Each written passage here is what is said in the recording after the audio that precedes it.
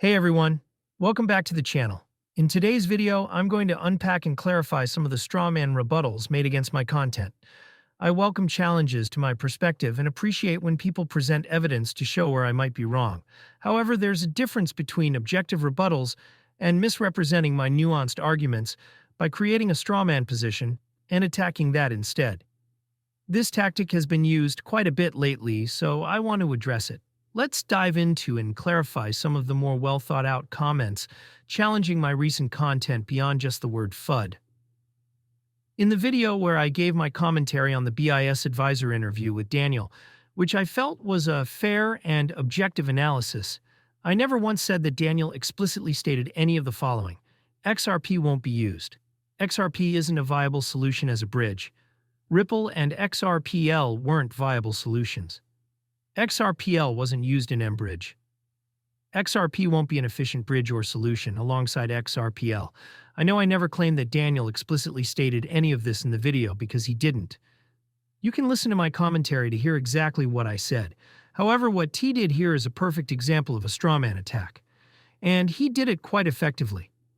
The tactic is to misrepresent what I actually said by creating strawman points and then proceed to attack those points, rather than what I truly stated.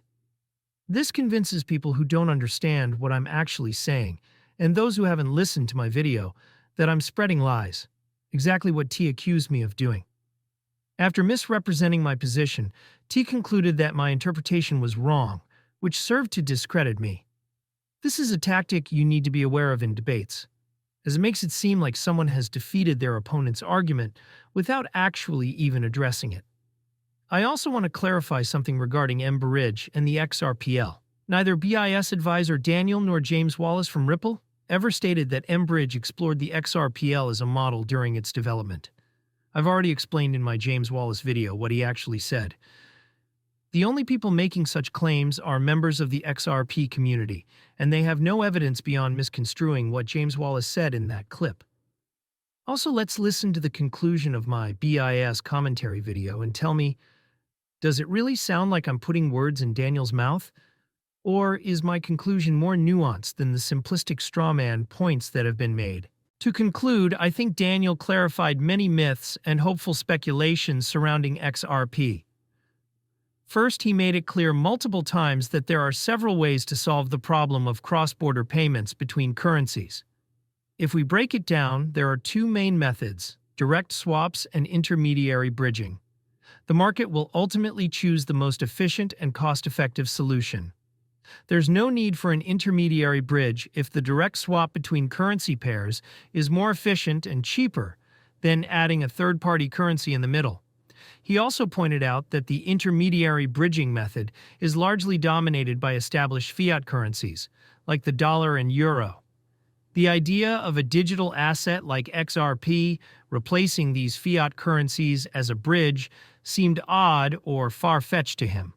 Nonetheless, he entertained the idea and explained that if a digital asset were to succeed as a bridge, it would have to compete and prove itself more efficient and cost-effective than the established fiat currencies already in use. While it's possible that such a scenario could happen one day, it hasn't happened yet. From everything Daniel has said, it doesn't look too promising for a digital asset like XRP to become integral to the financial system. The challenges XRP would have to overcome to remain relevant as an intermediary bridging asset are immense, especially when direct swap mechanisms are becoming more efficient, potentially eliminating the need for an intermediary currency altogether. He also debunked the myth that mBridge was created using Ripple technology. Anyway, thank you for watching. Here's another example of the same tactic, which appeared in the comments under my recent video on BRICS and XRP. This subscriber clearly didn't like what I was saying, which is fine. But to try and refute it, they used the same strawman tactic. They claimed that I definitively stated XRP won't be used within BRICS, when my argument was much more nuanced, with no definitive statements about what BRICS will or won't use being made. Once again, this is a deceptive way of refuting someone by creating and attacking a strawman argument. Nowhere in the video did I make absolute claims about which DLT platform BRICS is or isn't using. I'm not misleading anyone by pretending to have all the answers or making definitive statements. I'm simply presenting information and sharing my interpretation, as I clearly state in the disclaimer of all my videos. In the BRICS video, I never used words like never, won't, can't, or always. Nor did I make any definitive claims about what BRICS will or won't use. In fact, at the conclusion of the video, I clearly stated what is likely or unlikely to happen, noting that nothing has been officially decided yet and that BRICS is still exploring its options. Lastly, if you observe what BRICS is working towards, it's clear they prefer using their own national currencies in trade and building their own financial infrastructure.